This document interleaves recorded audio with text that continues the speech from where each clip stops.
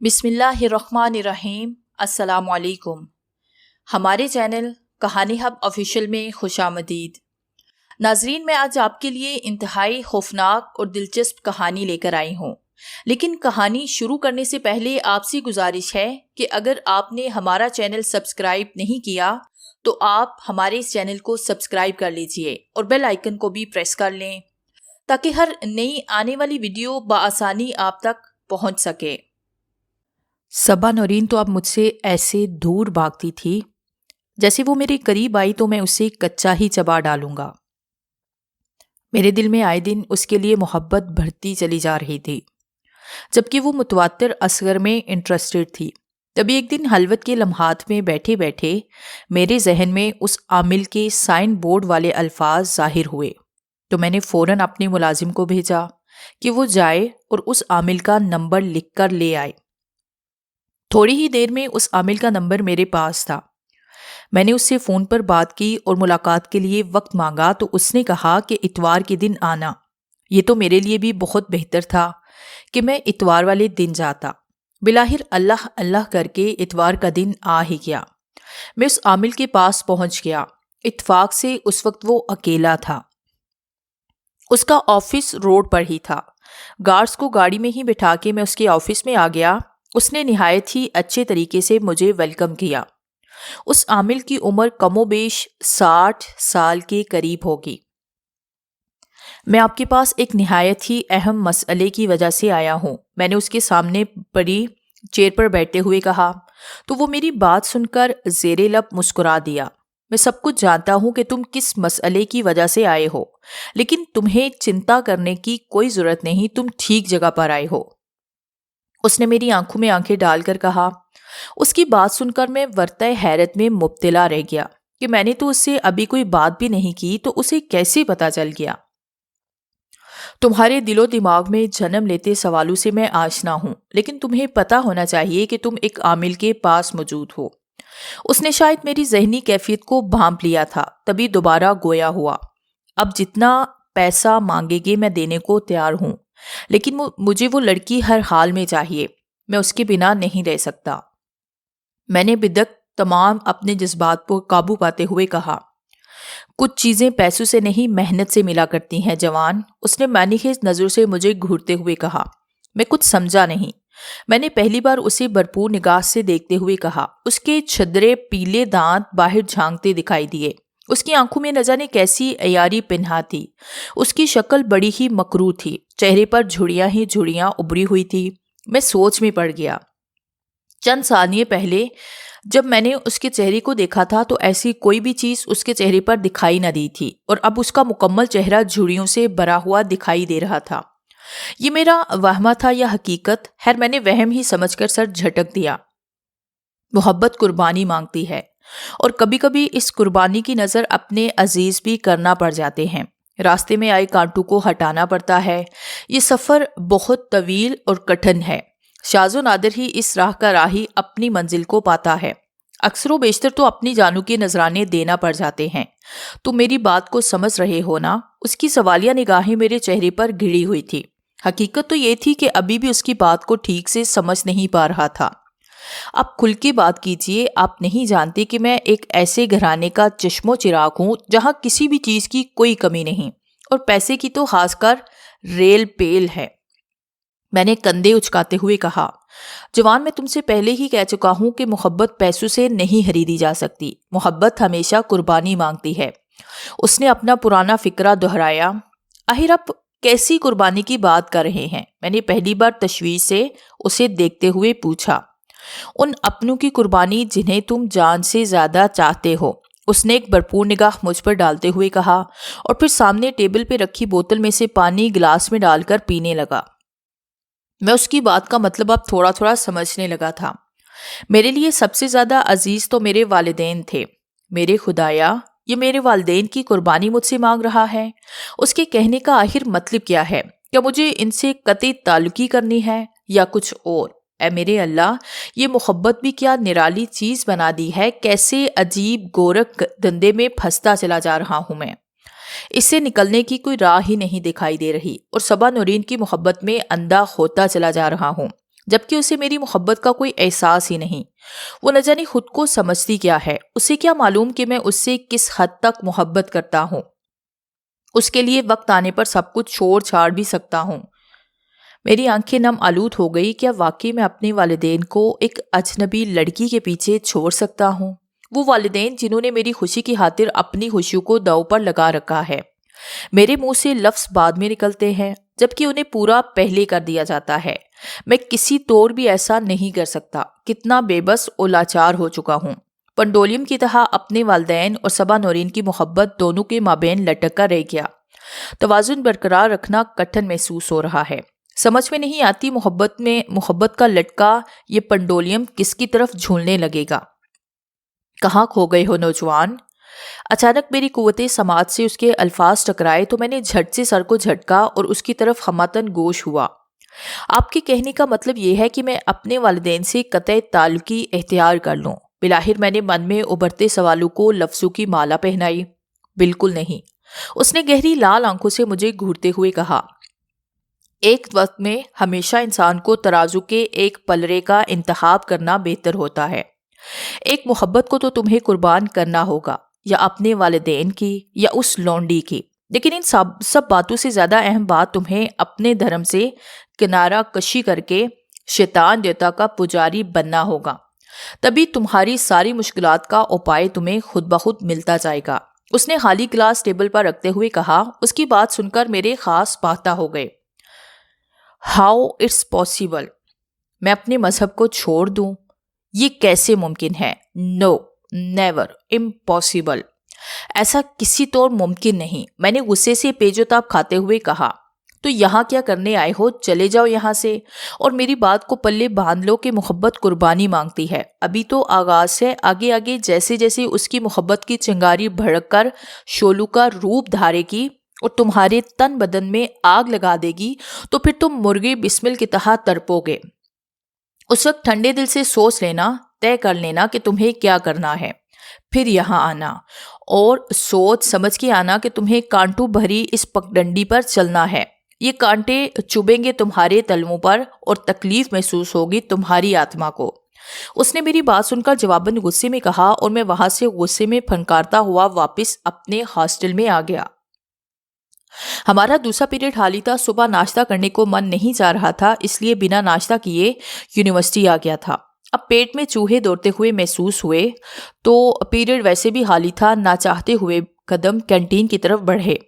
Canteen میں already کافی student بیٹھے خوش گپیوں میں مصروف تھے، کچھ پیچ پوٹا کر رہے تھے، کئی جوڑیاں آپس میں عشق و محبت کی قسمیں کھانے براجمان تھی۔ اچانک میری نظر اصغر اور اس کے ساتھ بیٹھی صبا پر جا پڑی۔ میرے تن بدن میں آگ لگ گئی تھی۔ ان دونوں کے درمیان نہ جانے کیا کھچڑی پک رہی تھی۔ میں دبے قدموں چلتا ان کے ساتھ والے ٹیبل پر جا کر بیٹھ گیا۔ اس طرف صبا کی پشت تھی، میں بھی اس کی طرف پشت کر کے بیٹھ گیا، لیکن ان کے مابین ہونے والی سرگوشیوں کو میں بآسانی سن سکتا تھا۔ کینٹین میں کام کرنے والا چھوٹو میرے سامنے چائے اور ایک فروٹ کیک رکھ کے چلا گیا تھا۔ ابھی میں نے فروٹ کیک کا پہلا پیس اٹھایا تھا کہ میری قوت سماعت سے صبا کے وہ الفاظ ٹکرائے جنہیں میں سننے کے لیے بےتاب اور بے چین تھا، لیکن وہ اس وقت اصغر سے محو گفتگو تھی۔ میں آج اپنی زندگی کا ایک بہت بڑا فیصلہ کرنے جا رہی ہوں اور امید کرتی ہوں کہ تم مجھے اچھا رسپانس دو گے۔ تم یقین نہیں کرو گے اصغر، لیکن یہ حقیقت ہے کہ میں دل و جان سے تمہیں چاہنے لگی ہوں۔ تمہاری محبت کی آتش میں میرا من سلگنے لگا ہے۔ تمہاری ایک نظر دیکھنے کو آنکھیں ترستی ہے۔ نہ جانے کیوں ایسا لگتا ہے کہ تم وہی میرے سپنوں کے راجکمار ہو جسے میں خوابوں کی دنیا سے نکال کر حقیقت کی دنیا میں دیکھنا چاہتی ہوں۔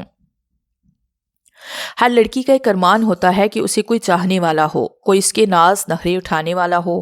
میں تمہیں کسی طور مجبور نہیں کروں گی اصغر۔ فیصلہ جذبات میں نہیں بلکہ اپنے ہوش و خاص میں رہ کر کرنا چاہیے، اور یہ فیصلہ تو زندگی کا بڑا ہی اہم اور کٹھن فیصلہ ہوتا ہے جس میں سمجھتی ہوں وقت درکار ہوتا ہے۔ تم چاہو تو کسی سے مشورہ بھی کر سکتے ہو، میں تمہارے جواب کی منتظر ہوں۔ حقیقت تو یہ ہے صبا کہ یہی بات نہ جانے کب سے میں تمہیں کہنے کو بے چین تھا، لیکن میں یہ سمجھتا تھا کہ تم میرے بجائے علی زمان میں انٹرسٹڈ ہو، اس لیے میں نے کبھی اپنے من کی بات کو لفظوں کی مالا نہیں پہنائی۔ کیونکہ علی زمان میرا کزن بھی ہے اور دوست بھی، اور اس کی خوشی مجھے جان سے زیادہ عزیز ہے۔ اصغر کی بات سن کر مجھے جہاں خوشی ہوئی وہاں ندامت بھی محسوس ہوئی کہ وہ میرے لیے اپنے من میں کیسے جذبات رکھتا ہے، دوسری طرف میں کیسے جذبات رکھتا ہوں۔ وہ کمینہ ایک نمبر کا ڈرامے باز جتنا شکل سے معصوم دکھائی دیتا ہے نا، اندر سے اتنا ہی کمینہ ہے۔ منہ مومنا، کرتوت کافرہ، سرے راہ کسی سے بھی عشق کا اظہار کر سکتا ہے۔ ایسے لڑکے عشق نہیں ٹائم پاس کرتے ہیں اور کسی بھی لڑکی کو اپنے چنگل میں پھنسا کر اس کی عزت کی دھجیاں اڑا دیتے ہیں۔ یہ الفاظ کسی اور کے نہیں بلکہ صبا کے تھے۔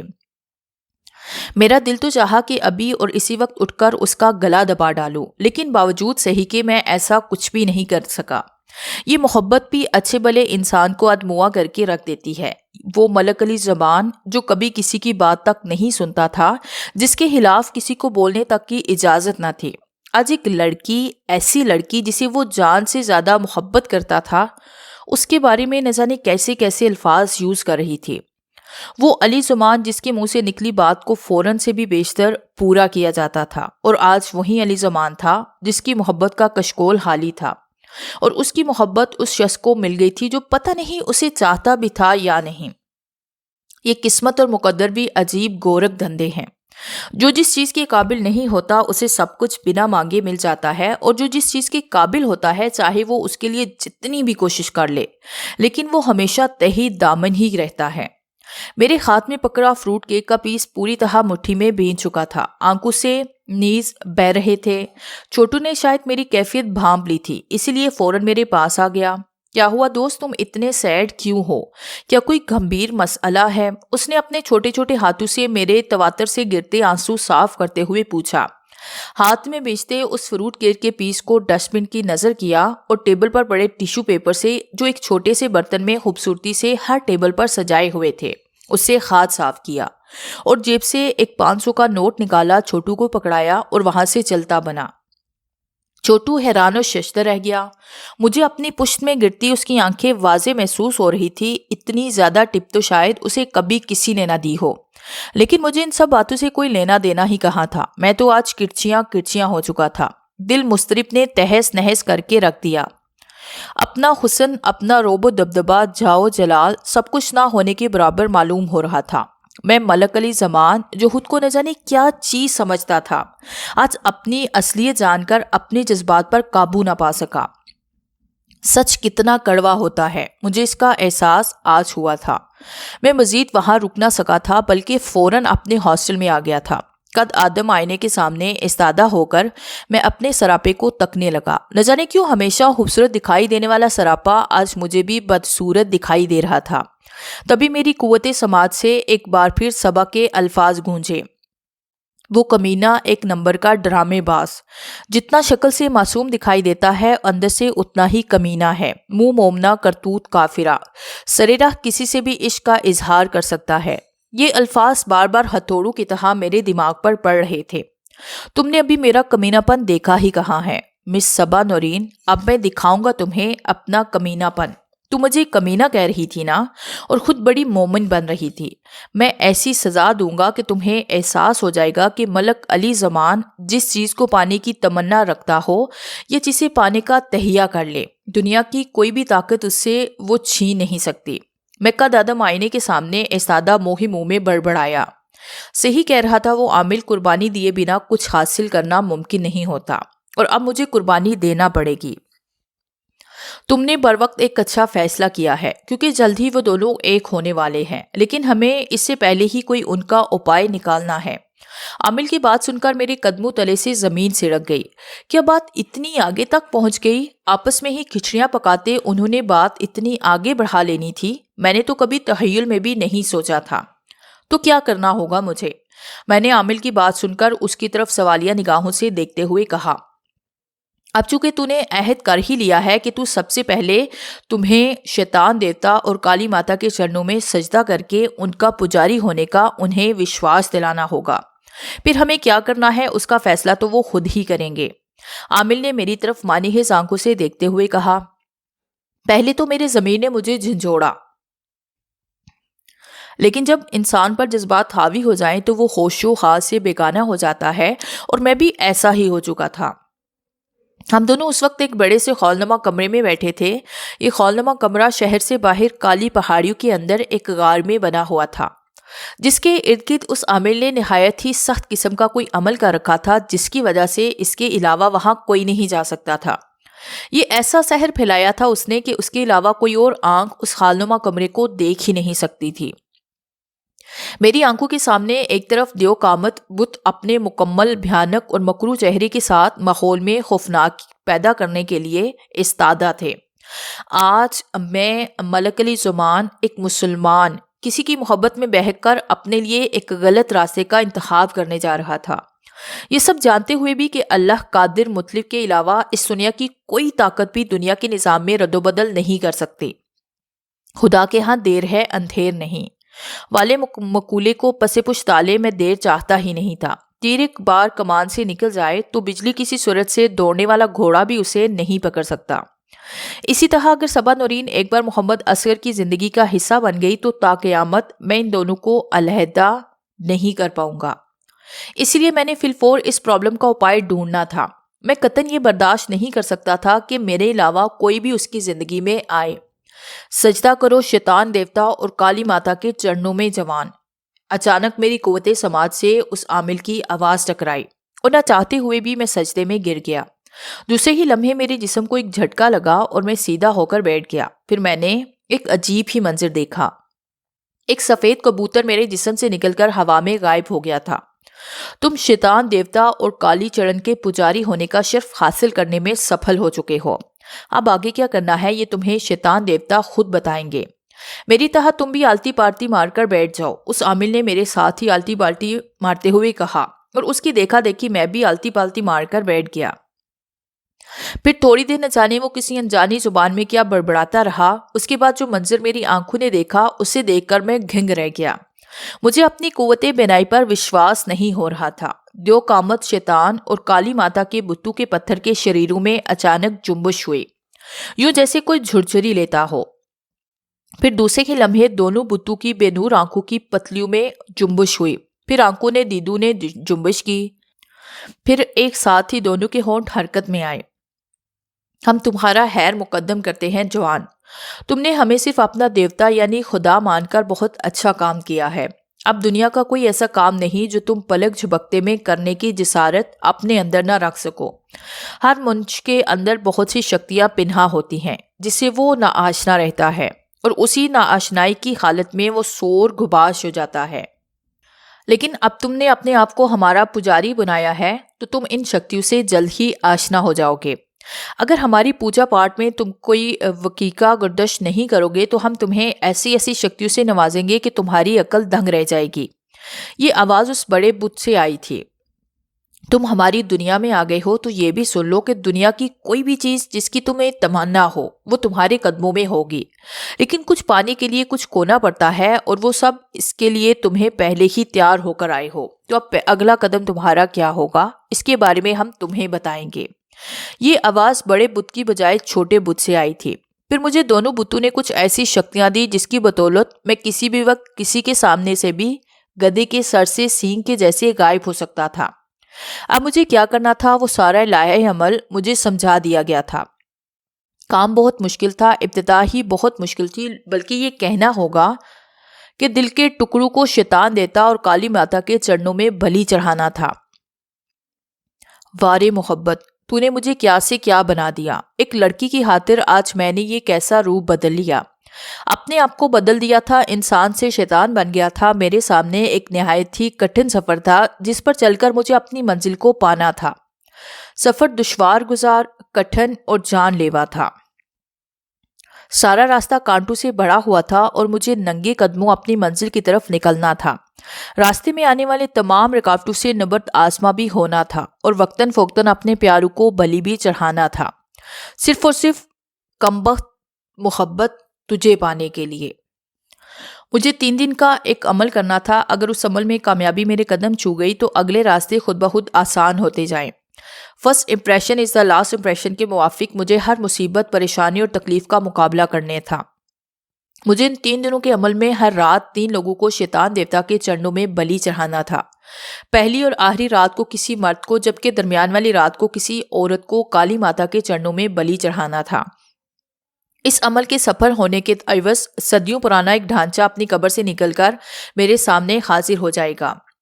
وہ جہاں سے گزر جاتا تھا وہاں برسوں سبزہ نہیں اگتا تھا۔ اس کی موت ایک مسلمان درویش کے ہاتھوں ہوئی تھی، لیکن بدقسمتی سے اس کی آتما دنیا میں بھٹکتی پھر رہی تھی۔ اس بات کو صدیاں گزر چکی تھی۔ اس عرصے کے دوران اس آتما نے مختلف سادھو، جادوگروں اور عاملوں کا خون پیا تھا، ان کے گوشت سے اپنی بھوک مٹائی تھی، جس کے عوض اسے بہت ساری شکتیاں مل گئی تھی۔ اس کے شریر کو اس آتما کے سپرد کر دے تو وہ آتما تازیست اس کی غلام ہو جائے گی، لیکن اس عمل کے دوران بہت سے ایسے واقعات رونما ہوں گے جس سے اگر وہ شخص خوف کھا گیا، ڈر گیا یا بہک گیا اور حصار سے باہر آ گیا تو اس کی موت اسی کے ہاتھوں ہوگی۔ اور اس کام میں نہ جانے کتنے ہی لوگ اپنی جانوں سے ہاتھ دھو بیٹھے تھے۔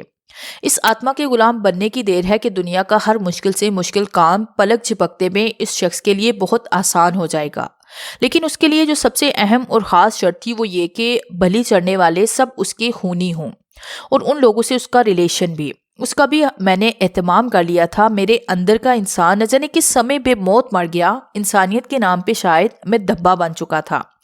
میں نے پہلی 2 راتوں میں اپنے والدین کو بلی چڑھانے کا ارادہ کر لیا۔ حقیقت یہ تھی کہ میں ایسا نہیں چاہتا تھا، لیکن نہ جانے وہ کون سی ایسی شکتی تھی جو مجھے ایسا کرنے پر مجبور کر رہی تھی۔ کئی بار خلوت کے لمحات میں تنہا بیٹھ کر میں نے سوچا بھی کہ اپنے والدین کو بلی چڑھانا بڑا غلط ہے، لیکن نہ جانے کیوں فوراً ہی یہ بات میرے ذہن سے آٹومیٹیکلی نکل جاتی۔ میں لگاتار 3 دن یونیورسٹی نہ جا سکا تھا۔ تیسرے دن اصغر میرے حاصل آ گیا اور مجھ سے یونیورسٹی نہ آنے کی وجہ دریافت کی تو میں نے طبیعت کی خرابی کا بہانہ لگا دیا۔ پھر وہ مجبوراً اپنے گھر مجھے لے گیا۔ اس وقت شاید دن کے 12 بجے کا وقت تھا جب ہم دونوں اس کے گھر کی دہلیز کراس کر کے اندر آئے۔ عین اسی وقت نہ جانے کیوں مجھے ایسے لگا جیسے کسی نے میرے کان میں سرگوشی کی ہو۔ میں نے ادھر ادھر دیکھا لیکن وہاں کوئی بھی نہیں تھا۔ ہم دونوں وسیع اور اس ٹی وی لان میں بیٹھے آپس میں گفتگو کر رہے تھے کہ اچانک اصغر کی والدہ آئی۔ کیسے ہو بیٹے؟ انہوں نے بڑے پیار سے پوچھا۔ اللہ کے فضل و کرم سے اور اپنوں کی دعاؤں سے میں بالکل ٹھیک ہوں، مگر تم تو کہہ رہے تھے کہ تمہیں تیسرے چوتھے دن سے سخت بخار ہے۔ اصغر نے سوالیہ آنکھوں سے مجھے گھورتے ہوئے کہا، بیٹے اگر تمہاری طبیعت ٹھیک نہیں تھی تو یہ بھی تو تمہارا اپنا ہی گھر تھا، یہاں چلے آتے۔ اصغر کی والدہ نے پرشکوہ لہجے میں کہا، ارے نہیں ماں جی، طبیعت پہلے کچھ خراب تھی، پھر ڈاکٹر سے میڈیسن لی اور اس کے ریسٹ کرنے کو کہا، اس لیے ہاسٹل سے باہر نکلنے کا ٹائم نہ مل سکا۔ میں نے ایک اور سفید جھوٹ بولا جس نے انہیں کچھ مطمئن کیا۔ بیٹے تم بھی ہمارے اپنے ہو اور اب تو میرے اصغر کے دوست بھی ہو، ڈبل رشتہ ہے، تم بلا جھجک یہاں آ جایا کرو۔ اصغر کی والدہ نے محبت سے کہا، دوست اور وہ بھی آپ کے بیٹے کا۔ ایک دن آپ ہی کی زبان پہ دوست کی بجائے آستین کا الفاظ ہوں گے، جلد ہی آپ کا یہ لخت جگر ابدی نیند سو جائے گا۔ کہاں کھو گئے بیٹا؟ اصغر کی والدہ نے میری طرف سوالیہ اکھیوں سے دیکھتے ہوئے کہا، کہیں نہیں ماں جی، میں نے زیر لب مسکراتے ہوئے جواب دیا۔ اچھا بیٹا تم لوگ آپس میں گپ شپ کرو، مجھے ذرا مارکیٹ تک جانا ہے، تمہیں بتا تو دیا ہوگا اصغر نے، نیکسٹ ویک اس کی شادی ہے۔ وہ کیا نام ہے اس کا؟ ہاں یاد آیا، صبا نورین۔ شادی کے لیے کچھ شاپنگ کرنی ہے، اور یاد رکھنا تم ہمارے مہمان نہیں بلکہ اس کے بھائی ہو، اور اب یونیورسٹی سے مکمل طور پر چھٹیاں لے لو اور یہیں آ جاؤ، اس شادی کے مکمل انتظامات تم سنبھالو گے۔ اصغر کی والدہ نے نہ جانے کیا کیا کہا، لیکن ان کا ایک ایک لفظ میرے سر پر بم کی طرح گر رہا تھا۔ میں نے ان کی بات کا جواب نہ دیا تھا اور نہ ہی جواب کی خاطر انہوں نے رکنا بہتر سمجھا۔ وہ بات مکمل کر کے پلٹ چکی تھی جبکہ اصغر اوپر اپنے روم تک گیا تھا۔ اب وہ میری نگاہوں کے سامنے تھا، وہ زینے سے اتر رہا تھا، اس کے ہاتھوں میں کیا تھا، اس کی طرف مجھے توجہ دینے کی بھلا کیا ضرورت تھی؟ میری نگاہیں تو اس کے چہرے پر جمی تھی جہاں خوشیاں ٹوٹ کر برس رہی تھی۔ کتنا خوش قسمت ہے یہ شخص جسے سب کچھ بنا کچھ کیے مل گیا، اور ایک میں ہوں کہ اس محبت کو پانے کے لیے اپنے ماں باپ کو بھلی چڑھا چکا ہوں۔ لیکن کوئی بات نہیں، آج کا دن خوب ہنس کھیل لے یہ شخص، جتنی موج مستی کرنی ہے کر لے، اسے کیا معلوم آج کی رات اس کی آخری رات ہے۔ ایک بھیانک موت اس کا راہ تک رہی ہے۔ جہاں 2 راتوں کے دوران میں بدی سے کام لے کر دونوں راتوں میں کامیابی حاصل کر لی تھی، وہاں آج کی یہ آخری رات بھلا کیا معنی رکھتی تھی۔ رات بھر کروٹیں بدلتا رہا، نہ جانے رات کے کس پہر آنکھ لگی، کچھ پتا نہیں۔ خواب میں دیکھتا ہوں کہ ایک حد نگاہ تک پھیلا ہوا ریگستان ہے، ہر طرف ریت اڑاتے ہوئے ہوا کے بگولے دکھائی دے رہے تھے۔ گرمی کی شدت کے باعث حلق سوکھ چکا تھا اور سخت پیاس کی طلب محسوس ہو رہی تھی۔ سورج تھا کہ جیسے ایک ہی جگہ پر رکا ہوا تھا۔ پھر میں نے ایک حیران کن منظر دیکھا۔ ہوا کے ان بگولوں نے ریت اڑتی ریت کے ٹیلے بنانے شروع کر دیے۔ ان ٹیلوں نے یکبارگی عجیب و غریب روپ دھارنے شروع کر دیے۔ نہ تو انہیں انسان کہا جا سکتا تھا، نہ ہی حیوان۔ ان کے چہرے یوں مسلے ہوئے تھے جیسے وزنی پتھر ہوں۔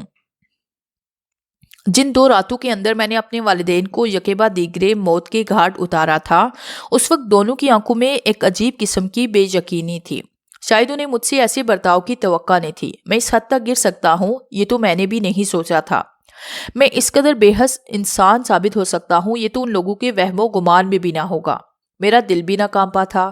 جس وقت میں نے اپنے ہی ہاتھوں سے ان دونوں کو ابدی نیند سلانے کا یہ معرکہ سر انجام دیا تھا، کس قدر بے دردی سے میں نے اپنے ہی ہاتھوں سے پہلے دن اپنے ابا اور دوسرے دن اماں کو زنجیروں میں جھگڑا تھا۔ دونوں نے اپنے بچاؤ کے لیے بالکل بھی ہاتھ پاؤں تک نہیں مارے تھے، بس محو حیرت سے مجھے صرف تکتے جا رہے تھے۔ لیکن مجھے رتی بھر ان پر ترس نہ آیا تھا۔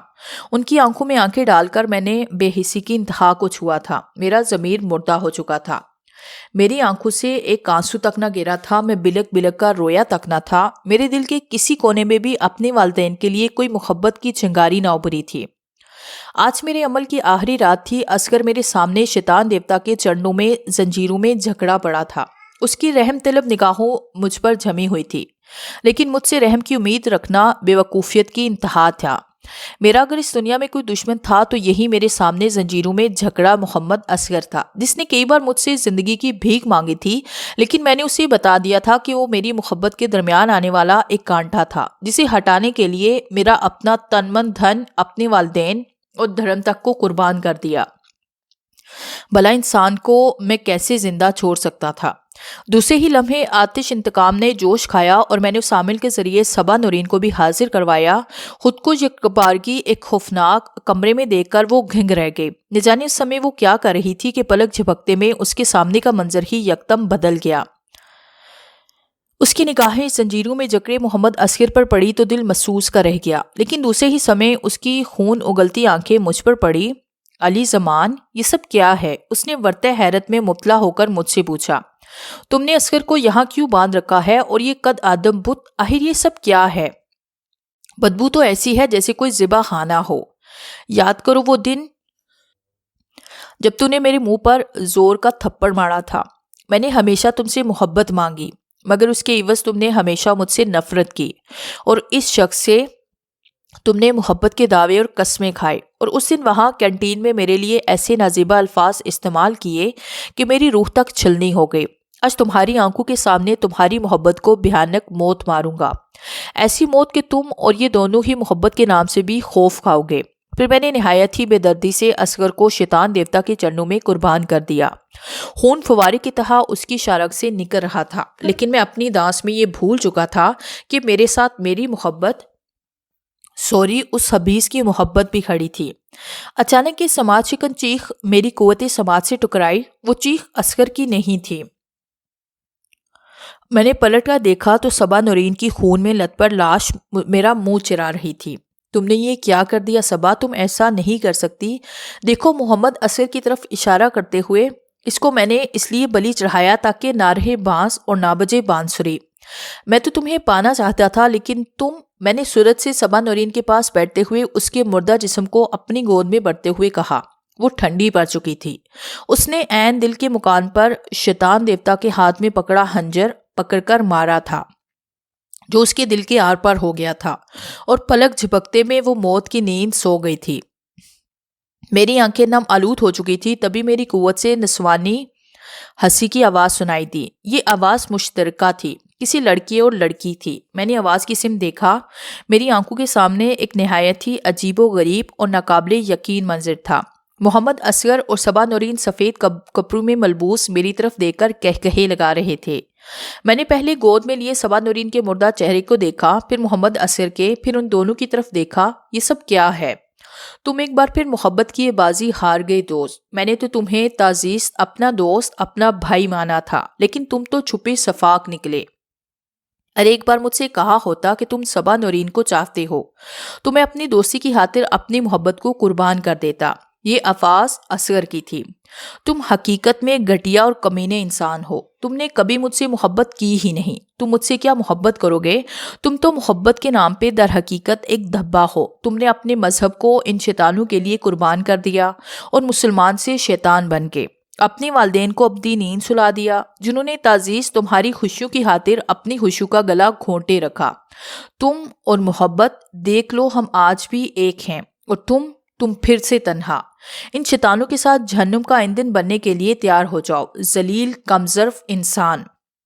मैंने गोद में लिए उसके जिस्म को वहीं लटाया और गुस्से से पेचोताब खाता हुआ शैतान देवता की तरफ बढ़ा और शैतान देवता के दूसरे हाथ में पकड़ी तलवार को अपने हाथों में लिया और उन दोनों की तरफ सूरत से भागा और पेदर पे वार किए। लेकिन ये क्या, उनके कहकहे मुतवातिर खामोश फिजा का सीना चाक करते रहे। मेरी तलवार का उन पर कुछ भी असर ना हुआ। मेरी आंखों के सामने वो हवा में तहलील हो गए। मेरे अमल का वक्त हो चुका था। एन उसी लम्हे वो आमिल मेरे सामने हाजिर हुआ। जवान जल्दी करो, समय बीत गया तो तुम खुद को खो बैठोगे। जल्दी से अपना जाप मुकम्मल करो। उसने हाजिर होते साथ गुस्से से कहा, कौन सी मंजिल जलील इंसान। मैंने नम आलूद लहजे में तलवार को मजबूती से थामते हुए उसकी तरफ बढ़ाते हुए कहा, तूने तो हर मंजिल मुझसे दूर कर दी। मेरा मजहब, मेरे वालिदैन, मेरा दोस्त और मेरी मोहब्बत सब कुछ। तुम क्या समझ रहे हो कि मैं फिर तुम्हारी बातों में आ जाऊंगा? दूसरे ही लम्हे तलवार के एक भरपूर वार ने आमिल का सर तन से जुदा कर दिया। मेरी खूनहार निगाहें अब शैतान देवता और काली माता के बुतों पर जमी हुई थी। अचानक पूरी गार में जैसे जलजला हो गया हो, फिर मुझे कुछ होश न रहा।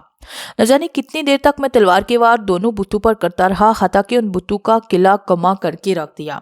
कहाँ गया शैतान देवता और उसकी काली माता जो अपनी हिफाजत ना कर सके? वो दूसरों का फायदा हाक देगा। मैं मुंह ही मुंह में बड़बड़ाता हुआ बाहर की तरफ लिपका। जलजले की रफ्तार में इजाफा होने लगा था। अभी मैं रास्ते में ही था जब एक समाज चिकन धमाके की बाज़गिश्त ने मेरी कुव्वते समात पर दस्तक दी। जब मुझे होश आया तो दोनों कानों में गाड़ियों के हॉर्न की आवाज़ सुनाई दी, जैसे बहुत सी गाड़ियां हॉर्न बजाती गुजर रही हों। ये मैं कहाँ हूँ? मैं अपने आप से मुखातिब हुआ और आंखें खोलकर इधर उधर देखा तो कदमों तले से ज़मीन सड़क गई। मैं एक फुटपाथ पर पड़ा हुआ था। मैंने जल्दी से उठना चाहा, लेकिन दूसरे ही लम्हे दर्द की एक तेज लहर रगों पे में हलचल मचाकर रख दी। मेरे मुंह से एक दिलहराश चीख निकली। मेरे पास से गुजरते लोग मुझे भिखारी समझकर जो हाथ में आता दूर से फेंकते चले जा रहे थे। मेरे पूरे जिस्म पर मक्खियां भिनभिना रही थी। तभी मैंने दो लड़कियों के देखा जिन्होंने नफरत और अपनायत के मिले जुले तासुरात से मेरी तरफ देखा। उनमें से एक लड़की ने मेरी तरफ हकारत भरी निगाह डुराई। अरे सुन हबीस लड़की, मैं भिखारी नहीं हूँ, मैं मलक अली जमान हूँ, एक रईज़ादा। तू मुझे भीख दे रही है, मैं तेरी जान ले लूंगा, मैंने नफरत से फंकारते हुए कहा। लगता है मेंटल हो चुका है। देखो तो कैसे लावाशों की तरह पड़ा है। यकीन मानो इसकी हालत तो बौले कुत्ते से कुछ कम नहीं। ये वबाले जान बन सकता है। जाने कहाँ से आ जाते हैं ऐसे भिखारी। दूसरी लड़की ने मेरी बात सुनकर नफरत से मेरी तरफ देखते हुए कहा और फुटपाथ के पास ही रुकती टैक्सी में बैठकर 9-2-11 हो गई।